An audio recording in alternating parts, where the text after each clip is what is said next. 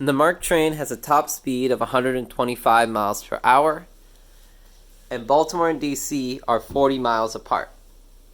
If the MARC went nonstop at its top speed, how long would it take to get from Baltimore to DC? So, we have a couple of pieces of information to help us answer this question. First, they give us the speed, which is 125 miles per hour.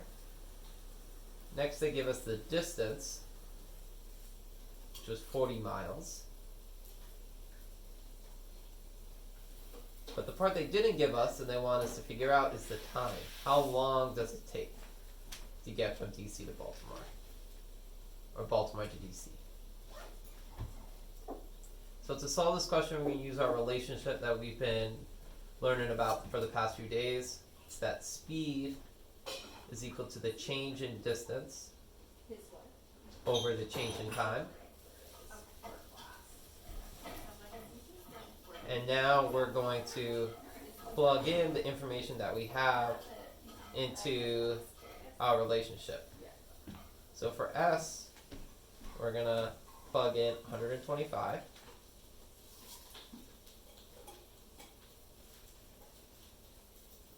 For D, we're going to plug in 40 for 40 miles apart. And since we don't know the time yet, we're just going to leave it as T. Alright, so now we actually have to figure out what T is. But if you made it this far into the problem, you correctly identified the information that you have and what you don't have, you identified the relationship or equation you needed, and you successfully plugged in the information into that equation, you already got 3/4 of the credit. So great job. But now let's go for that 100%. So to solve for T, we see that T is in this fraction here, so we have to break up that fraction. To break up that fraction, we need to multiply both sides by whatever's on the bottom of the fraction. In this case, that's T. So we're going to multiply the right side by T. And remember, to keep the equation balanced, we have to multiply the left side and the right side by T. So on the bottom, on the right, both of the T's are going to cancel out. That leaves only the 40 remaining.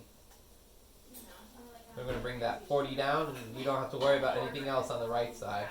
On the left side, we have delta T times 125. So now to get this T by itself, we have to remove this 125. And the way we're going to do that is by doing the opposite of whatever this 125 is doing. And since it's multiplying, we have to divide. So we're going to divide by 125. That's going to cancel these two out. But since we did it to the left side, we also have to do the same thing to the right side.